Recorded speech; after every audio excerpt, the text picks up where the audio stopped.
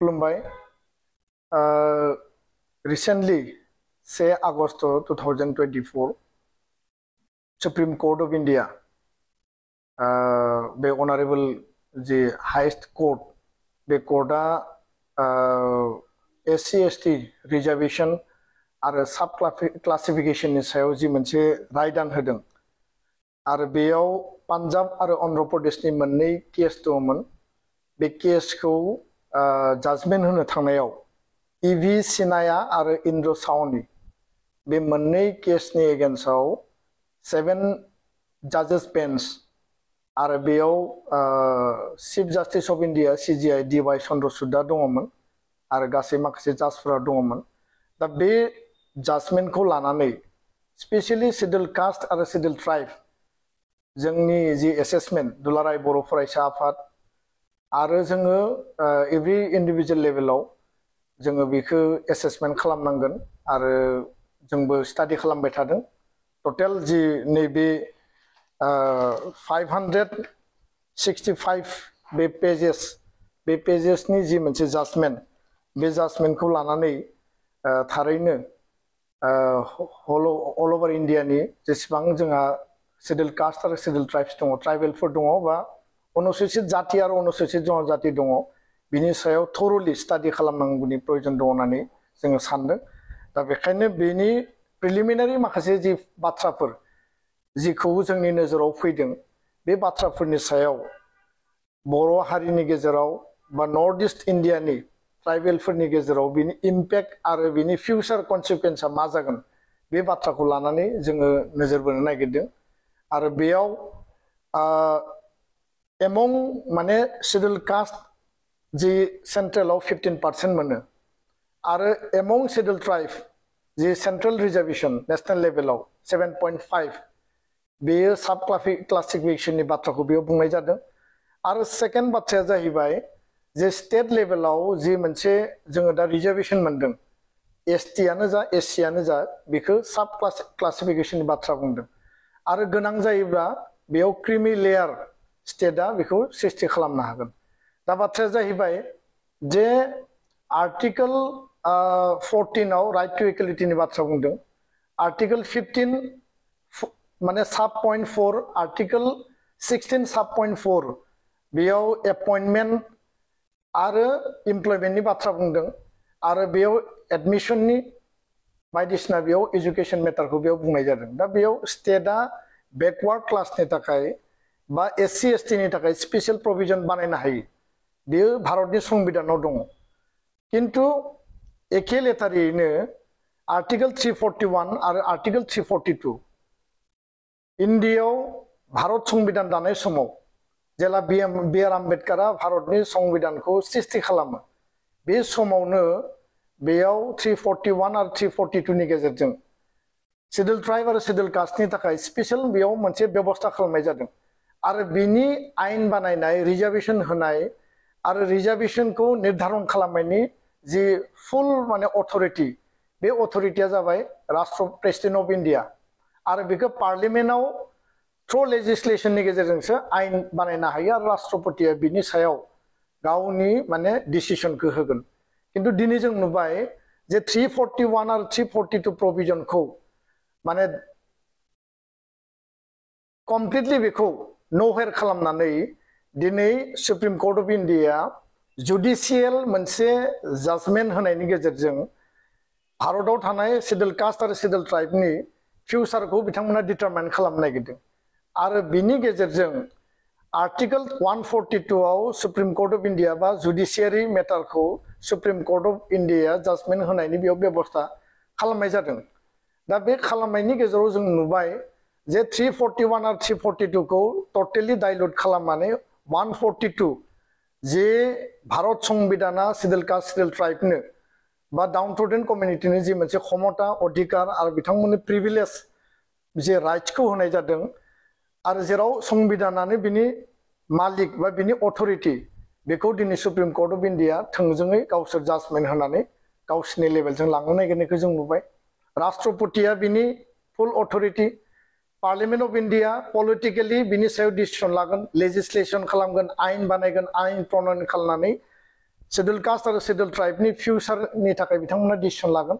किन्तु पार्लियामेन्टखौबो नभायर खालामबाय राष्ट्रपतिखौ नभायर खालामबाय 341 342 आर्टिकेलखौबो नभायर खालामबाय आरो गासैखौबो खालामजोबनानै दिनै एकेटा कमिउनिटि माने हमना लाबाय नर्थ इस्ट इन्डियायाव बा सारा भारताव गोबां शेड्यूल कास्ट शेड्यूल ट्राइब दङ आरो नर्थ इस्ट इन्डियानि बाथ्राखौ बुङोब्ला आसामनि बाथ्राखौ बुङोब्ला आसामाव 14टा ट्राइबेल कमिउनिटि दङ फर एग्जाम्पल 14टा ट्राइबेल कमिउनिटिनि गेजेराव जुदि बबेबा कमिउनिटिया एडभान्स जादों होननानै जुदि स्टेटआ बेखौ नोजोर बोयोब्ला जिहेतु नैबे जाजमेन्टनि गेजेरजों सेन्ट्रेल गभर्नमेन्टखौ माने इनडाइरेक्टलि बिथांमोना डाइरेक्टलि माने एकाउन्टआव लायाबासिनो नभायर खालामनानै स्टेट गभर्नमेन्टखौ एम्पावर खालामनाय जादों जे स्टेटआ बै शेड्यूल कास्ट आरो शेड्यूल ट्राइबनि गेजेराव साब क्लासिफिकेशन खालामनो हायो आरो बेखायनो आसामनि 14टा ट्राइबेलनि गेजेराव बबेबा ट्राइबेल कमिउनिटिया जुदि एडभान्स जादोंब्ला बे ट्राइबेल कमिउनिटिया बे सुबिदाखौ मोनथ'आबासिनो एकदम जायफोरा बन्चित जानानै दङ बिथांमोनासो मोननांगौ बेबायदि मोनसे डिभिजन बेयाव माने परिबेस मोनसे फैगोन किन्तु ट्राइबेल एज ए जोङो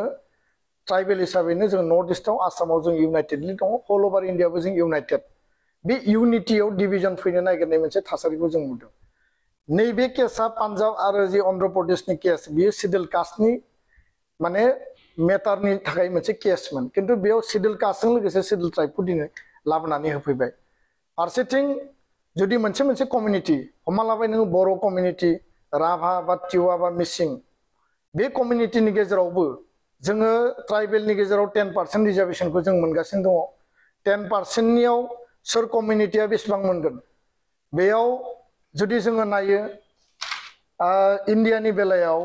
नेशनेल लेभेलाव एसटिया 7.5 मोनो आरो एससिया 15% मोनो फारसेथिं ओबिसिया 27% आरो ईडब्लिउएस इकोनॉमिकली वीकर सेक्शना 10% टोटल रिजर्वेशना दिनै 59.5 आरो बेखौ माइनास खालायोब्ला 100 निफ्राय 40.5% जाबाय आनरिजार्व केटेगरिनि थाखाय दा बे जे रिजर्वेशन कोटा आरो मोनसेथिं आनरिजार्व जेराव ट्राइबेला मेरिटआव थाङोब्ला आनरिजार्वआवबो बिनि स्पेसखौ मोननांगौ फारसेथिं आसामनि बेलायाव एसटि प्लेननि थाखाय 10% हिलनि थाखाय 5% 7.5 एससिनि थाखाय होनाय दङ 10% ईडब्लिउएस आरो 27% ओबिसि 40.5 आनरिजार्व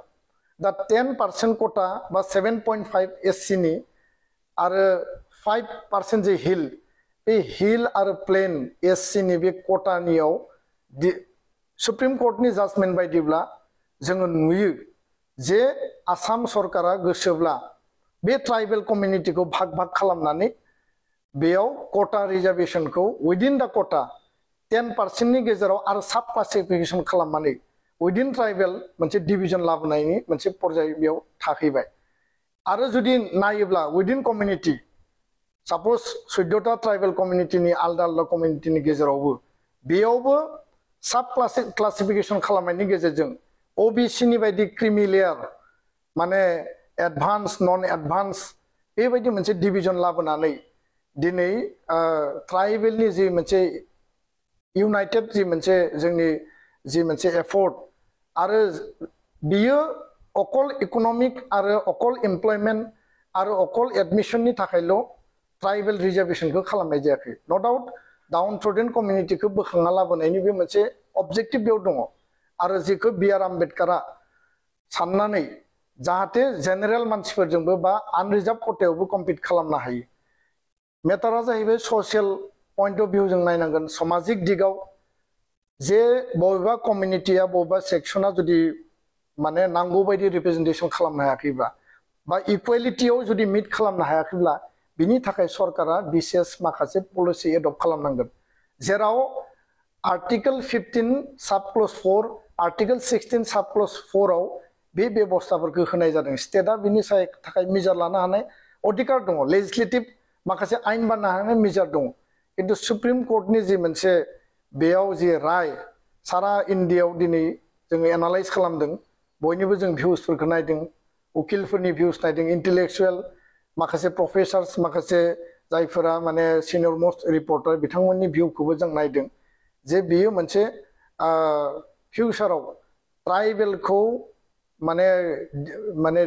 डिवाइड खालामनानै उइदिन ट्राइबेल माने कनफ्लिक्ट लाबोनानै ट्राइबेला ट्राइबेलनि गेजेरावनो माने दावहा नांनानै बा ट्राइबेला ट्राइबेलनि गेजेरावनो बे 10% बा 7.5 खौनो माने फाइट खालामनानै बिथांमोनखौ बेयाव बेस्थ खालामनानै बे खामानिफोरखौ मावनो नागिरनाय बायदि जों नुदों फारसेथिं जुदि नैबे पइन्टनिफ्राय जों जुदि नायोब्ला जे सुप्रिम कर्टआ बुंदों जे माखासे डमिनेन्ट कमिउनिटियाल बे सिटफोरखौ साख्रि बाख्रिनि बेलायाव बा गुबुन गुबुननि बेलायाव बिथांमोना जायगा आवग्रिनानै दङ दा बेखौ नायोब्ला मोनसे डेटाया बुङो जे parliamentary committee on the welfare of एससीज एन्ड एसटीज जे माने पार्लियामेन्टआव मोनसे कमिटि थायो बे कमिटिनि रिपर्ट बायदिब्ला जिखिनि डिपार्टमेन्टफोर दङ जिखिनि मिनिस्ट्रि दङ गभर्नमेन्ट अफ इन्डियायाव टटेल मिनिस्ट्रि एडुकेशन माने मिनिस्ट्रि बा नोङो होम डिपार्टमेन्टआनो जाबाय बा नोङो माने रेलवेआनो जाबाय बे मिनिस्ट्रिफोराव मैक्सिमाम पोस्टा दिनै भेकेन्ट जानानै दङ भारतआव जेसेबां ट्राइबेल दङ बे ट्राइबेलनिफ्राय बै सिटखौ दिनैबो कभार खालामनो हायाखै आरो बिनि थाखाय सेन्ट्रेल गभर्नमेन्टआ जेबो मेजार लायाखै दा बेबायदि परिबेसबा बेयाव डमिनेन्ट कमिउनिटिखौ उइदिन द ट्राइबेलनिनो माने माने आपार क्लास ट्राइबेलनिनो मोनसे लवार क्लास बेबायदि सृष्टि खालामनो नागिरनाय जों नुदों हयरेस दिनै जोङो नुयो जे जि आनरिजार्भ खथायाव बेयाव माने बामुन शूद्र बैश्य बा नोङो दलित आरो फारसेथिं नोङो मा होनना बुङो माइनरिटि ग्रुप्सफोरखौ लानानै बेखौ क्रिएट खालामनाय जादों किन्तु बिथांमोना बै लेभेलाव साब क्लासिफिकेशननि बाथ्राखौ बुङाखै दिनै एससि आरो एसटिनि बेलायाव बुंदों आसामाव 12,155 बेकलग भेकेन्सि दङ बेखौ फिलआप खालामनाय जायाखै आरो बेखौ फिलआप खालामनाय बेखायनो माने जायाखसै जे बै टाइमाव बे पस्टफोरखौ मिट खालामनो हानाय ट्राइबेलनि माने मेरिट बा बेबायदि मोनसे पर्यायनि केन्डिडेट बा माने एसपायरेन्टफोर गैयामोन जायनि थाखाय बे बेकलग जाबाय दिनैबो आसाम सरकारा फिलआप खालामाखै मेजर पस्टआव जेराव ट्राइबेलफ्रा मोनहैनांगौ बे पस्टफोरखौ दिनै ट्राइबेलफ्रा मोनहैनो हायाखै दा बेखायनो जेराव बेकलग भेकेन्सि दङ अल ओवर इन्डियानि 45 सेन्ट्रेल इउनिभार्सिटियाव जेराव ट्राइबेलनि रिप्रेजेन्टेशना दिनै नील आरो गोबां जायगायाव दिनै खम माखासेल मिट खालामनो हादों बेबायदि पर्यायाव उइदिन ट्राइबेलनि गेजेरावनो ट्राइबेलखौ कनफ्लिक्ट लाबोनानै डिवाइड खालामनानै ट्राइबेलनि इउनिटिखौ माने नोङो डिवाइड खालामनो नागिरनाय बे जाजमेन्टनि गेजेरजों जोङो नुदों आरो सिडिउल कास्टखौ टार्गेट खालामनानै जोंनि सिडिउल ट्राइबखौ टार्गेट खालामनाय फारसेथिं नोङो बेखौ लानानै अन्ध्र प्रदेश तेलेंगानायाव दिनै स्टेट गभर्नमेन्टआ बुंदों जे जों बेखौ वेलकाम खालामो आरो जोङो एससी सिडिउल कास्टनि साब क्लासिफिकेशन खालामगोन आरो बे मेटारखौ लानानै जोंनि प्रिलिमिनारि भिउ जिहेतु जों दाबो स्टाडियाव दङ बर' हारिनि साफ्रोमबो बा आसामनि गुबुन गुबुन जोंनि ट्राइबेल कमिउनिटिनि लिडार्स ट्राइबेल कमिउनिटिनि जायफोर इन्टेलेक्चुवेल बिथांमोनखौ साननो थाखाय बा स्टाडि खालामनो थाखाय जों खावलायगोन एबसुआ बेखौ स्टाडि खालामगासिनो दङ किन्तु जोंनि प्रिलिमिनारि जि मोनसे थिंकिं बा फिलिं जोंनि आन्डारस्टेन्डिंआ जाबाय बेजों जोंनि ट्राइबेलनि इउनिटिखौ डिवाइड खालामनानै ट्राइबेलनि खथायावनो ट्राइबेलखौ माने कनफ्लिक्ट लाबोनाय फाइट लाबोनाय बे मोनसे थासारिखौ जोङो जागोन बायदिखौ नुहुरदों जेराव जोङो आनरिजार्भ खथायाव जोङो कम्पिट खालामनांगौ जेराव ट्राइबेलनि 10% स्टेटआव आरो सेन्ट्रेलाव 7.5 खौ जोङो मिट खालामनो थाखाय जों कम्पिट खालामनांगौ बेयाव ट्राइबेलानो ट्राइबेलखौ कम्पिट खालामनो होनाय माने आपार ट्राइबेल आरो लवार ट्राइबेल बेबायदि मोनसे कोटा टाइप सृष्टि खालामनानै बे सृष्टि खालामनायनि गेजेरजों बेयाव खहा जागोन बायदि जोङो नुदों आरो बेखौ दुलाराय बर' फरायसा आफादा दिनैनि भिउ बायदिब्ला नर्थ इस्ट इन्डियायाव आसामाव कुनु कारनाव इमप्लिमेन्ट जानाया बे जोंनि थाखाय मोजां जानाय नङा आरो बे इमप्लिमेन्ट जायोब्ला जोंनि जि ग्रेटार इन्टारेस्ट जोंनि जि मोनसे एसपिरेशन जोंहा आलादा रायजोनि एसपिरेशन थाबाय ससियेल पलिटिकेल एजुकेशन हा हुनिफ्राय लानानै इउनाइटेड बर' हारिया थांना थानांगौनि बड'फानि आदर्शजों खौसेयै गेरेमसा हारि दानांगौनि जे मोनसे एसपिरेशन आरो ट्राइबेलफोरा जेनेरेल कमिउनिटि आनरिजार्भ कमिउनिटिजों कम्पिट खालामनांगौनि जि मोनसे टार्गेट बै टार्गेटखौ ट्राइबेल मानसिखौनो टार्गेट खालामनाय मोनसे पर्याय लाबोनानै होगोन